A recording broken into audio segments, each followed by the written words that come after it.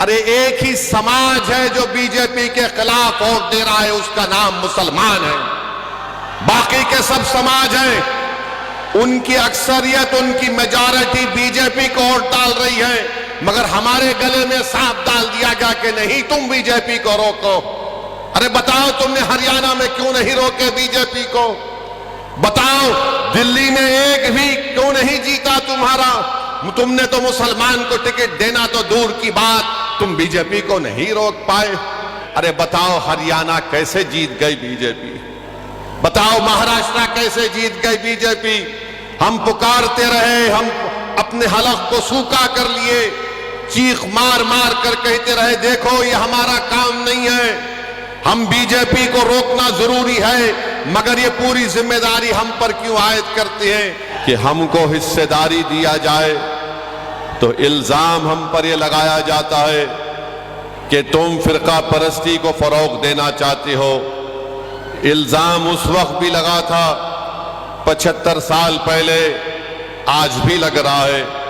मेरे अजीज दोस्तों, बुजुर्गों, नौजवानों, मेरी इस बात को आप जहन नशीन कर लीजिए कि जब मजलिस इस बात का मुतालबा करती है कि मुस्लिम अक़लियत की भी एक लीडरशिप होनी चाहिए, मुस्लिम अक़लियत को भी उनका हिस्सा मिलना चाहिए इक़्तिदार में, तो आज जो लोग मजलिस को गाली देते हैं और इल्जाम लगाते हैं, मुझे उनके इल्जाम की फिक्र नहीं है, क्योंकि यही लोग थे जो 75 साल पहले भी मौलाना आजाद पर इल्जाम लगाए।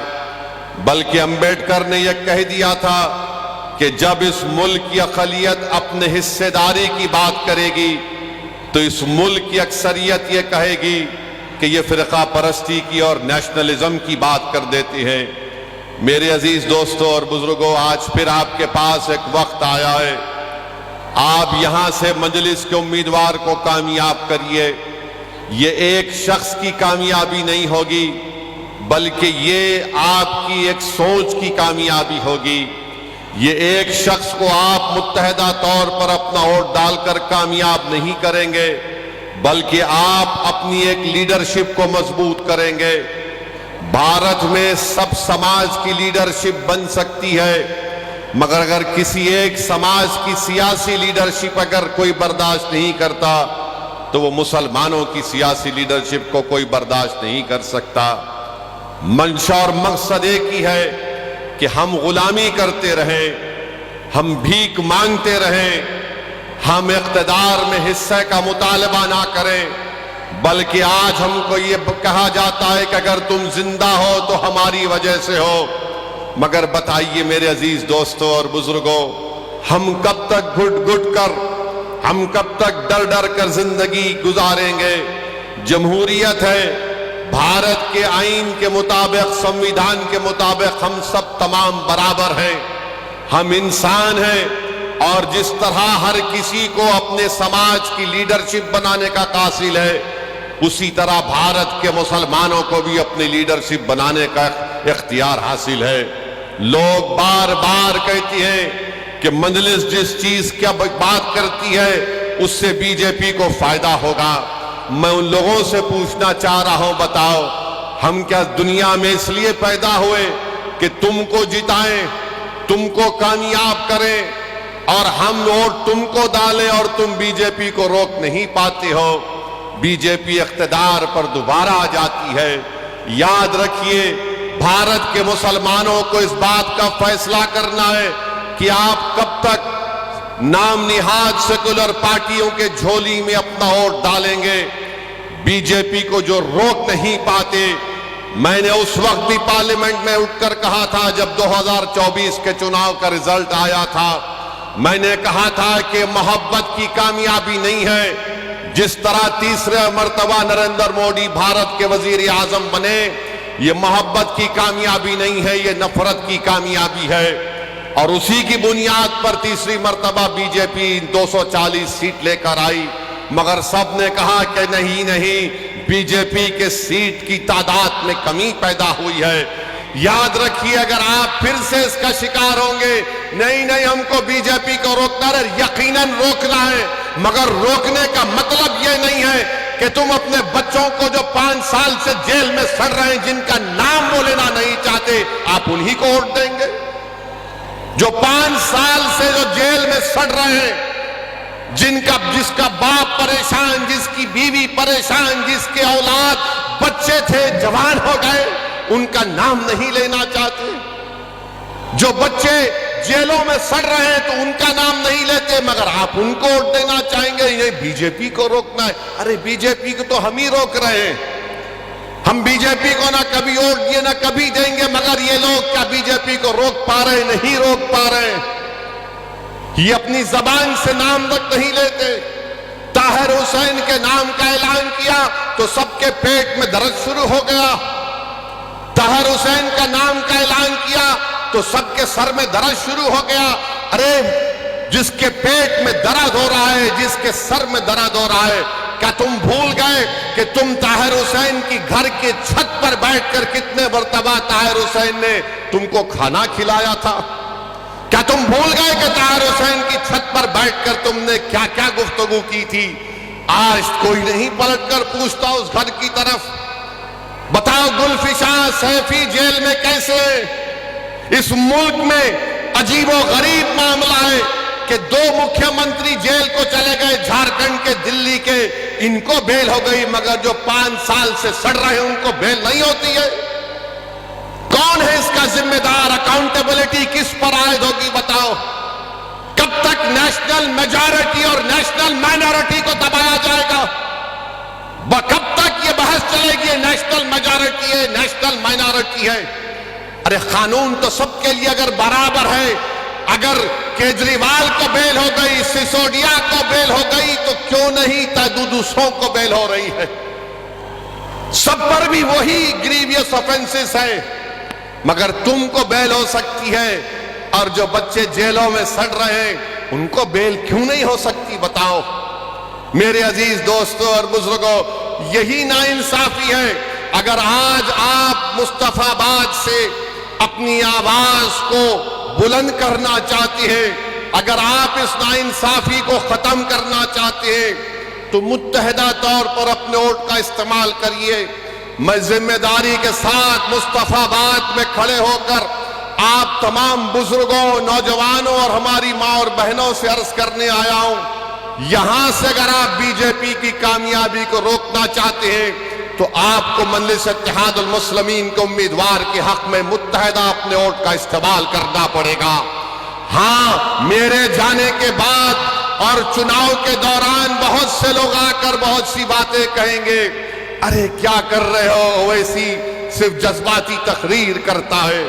अरे जज्बाती तकरीर अगर तुम नहीं कर सकते तो इसमें मेरा क्या गलती है? मेरी क्या गलती है? मगर याद रखिए, मैं जज्बाती तकरीर नहीं करता हूं, मैं सच्चाई को बयान करने की कोशिश करता हूं। इम्तियाज जलील को हराने वाले कौन मुसलमान थे? इम्तियाज जलील को हराने वाले मुसलमान थे औरंगाबाद में। नासिर सिद्दीकी को हराने वाले कौन थे? मुसलमान थे।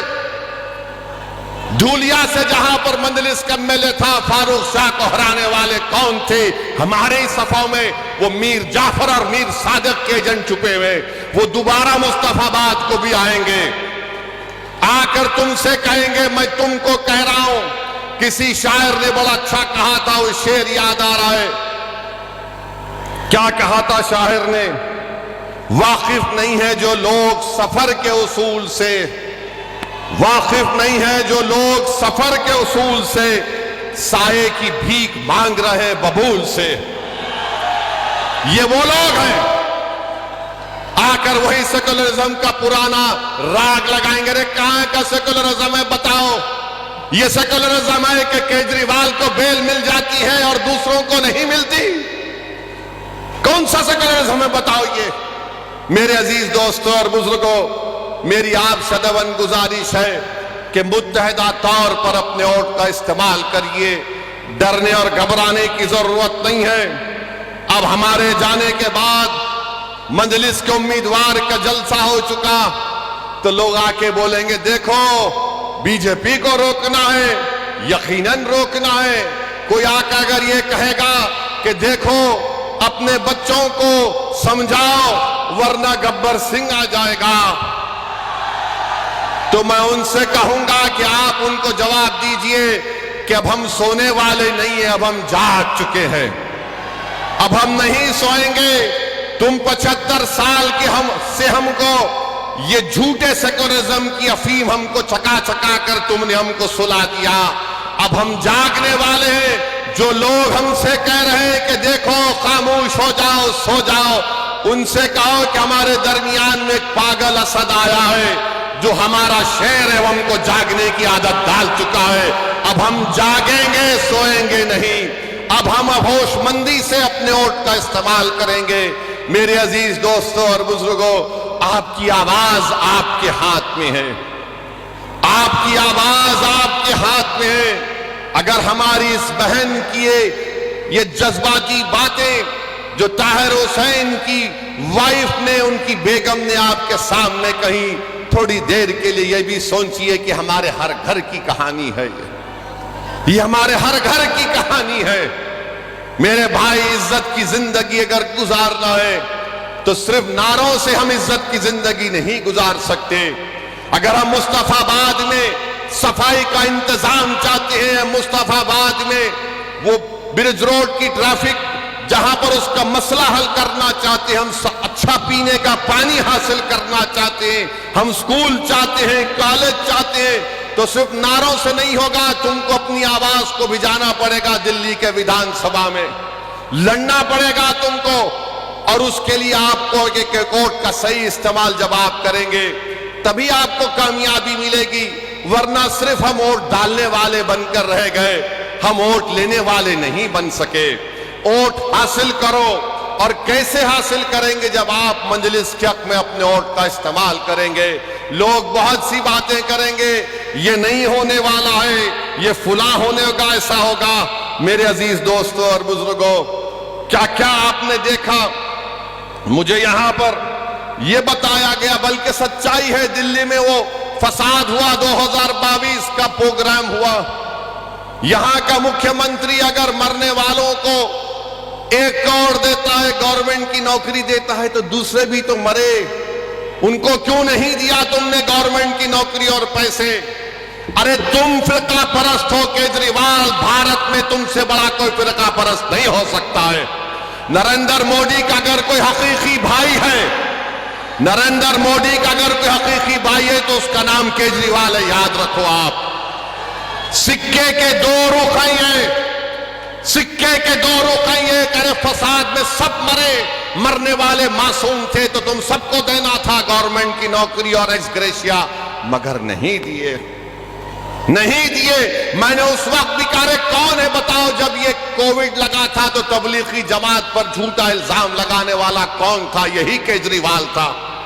सुपर स्प्रेडर का नाम दिया था।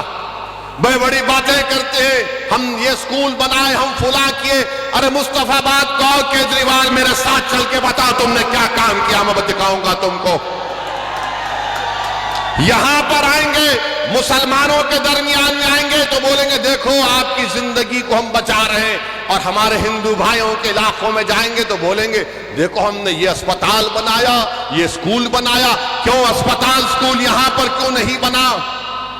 मेरे अजीज दोस्तों और बुजुर्गों, जो लोग चमचागिरी करते हैं, जो लोग चापलूसी करते हैं, जो अपने ईमान को अगयारों की चौखट पर बेच देते हैं, गिरवी रख देते हैं, वो कभी भी आवाम की आवाज नहीं बन सकते। मेरी इस बात को याद रखो, आप कभी भी कुछ नहीं कर पाते।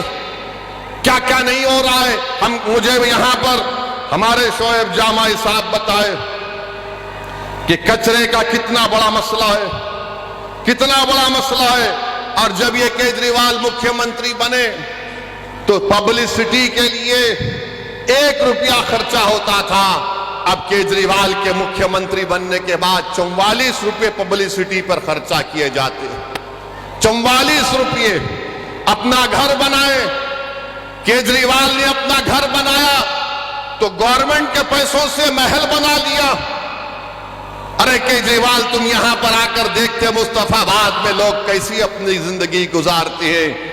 मेरे अजीज दोस्तों और बुजुर्गों, नेशनल ग्रीन ट्रिब्यूनल ने दिल्ली हुकूमत पर 900 करोड़ रुपए का उनका कहा कि कंपनसेशन दो, मगर ओखला, गाजीपुर, भलसावा में जो कचरे के पहाड़ बन रहे हैं, ऐसा लगता है कि जूनागढ़ के गिरनार से भी लंबे पहाड़ कचरे के बन रहे हैं। कोई पूछने वाला नहीं है क्या डेवलपमेंट हुआ दिल्ली में, कुछ दिक्कत नहीं आता। आपकी आवाज जब होगी तो डेवलपमेंट दिक्कत आएगा, अगर आपकी आवाज नहीं होगी तो याद रखिए कोई डेवलपमेंट नहीं होगा।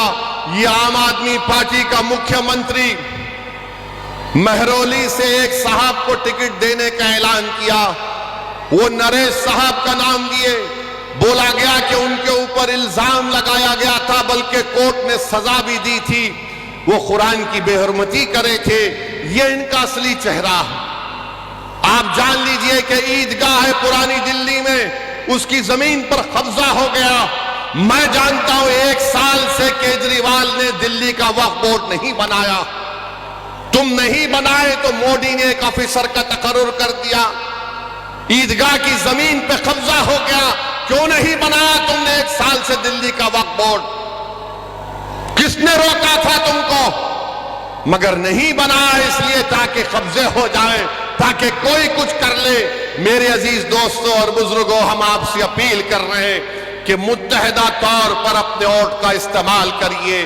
अगर आप फिर उसी चक्कर में फंस जाएंगे कि नहीं नहीं कुछ हो जाएगा, अरे अब क्या बचा है मुझे बताओ, अब क्या बचा है तुम्हारे पास? अब तो यहां से उठने की बात आपको हमको करना है। भारत के वजीर आजम कहते हैं कि वक्फ संविधान में वक्फ नहीं है। प्रधानमंत्री के पास यकीनन एंटायर पॉलिटिकल साइंस की एमए की डिग्री है, मगर नरेंद्र मोदी ने संविधान को पढ़ा नहीं कभी भी। अगर पढ़े होते तो आर्टिकल 26 को जब पढ़ते तो उनको मालूम हो जाता आर्टिकल 26 में वक्फ है। प्रधानमंत्री बोलते हैं यूसीसी को लागू करेंगे। अरे प्रधानमंत्री, हिंदू अनडिवाइडेड फैमिली के टैक्स रिबेट तुम खत्म करो, लव जिहाद के कानून तुम बनाते हो, कोई अपना मजहब तब्दील नहीं कर सकता। और आजकल बीजेपी तो बाबा साहेब अंबेडकर के बारे में अनाप शनाप बक रही है। अगर आज अंबेडकर जिंदा होते तो अंबेडकर से कहा जाता कि अगर आप मजहब तब्दील करना चाह रहे तो परमिशन लो। वक्फ की जायदादों को छीनने की कोशिश बीजेपी कर रही और दिल्ली में 1 साल से वक्फ बोर्ड नहीं बनाया जाता। बहरहाल मेरी आप तमाम से अपील है कि आप मजलिस की तायीद करिए। पिछले बार भी आपने मजलिस के उम्मीदवारों की तायीद की, हमको कामयाबी नहीं मिली, मगर हमारे हौसले बुलंद हैं, हम कभी मायूस नहीं हो सकते। मेरा काम लड़ना है, मेरा काम अवाम के दरमियान में जाकर अपनी पार्टी की बात को आपके सामने रखना है। मेरा काम, इम्तियाज जलील का काम यह है कि भारत की पार्लियामेंट में हम आवाम के मसाइल को उठाते हैं। मेरे अजीज दोस्तों और बुजुर्गों, मेरी आपसे अदबन गुजारिश है कि आप हमारे उम्मीदवार की तायीद करें, इनको कामयाब करें।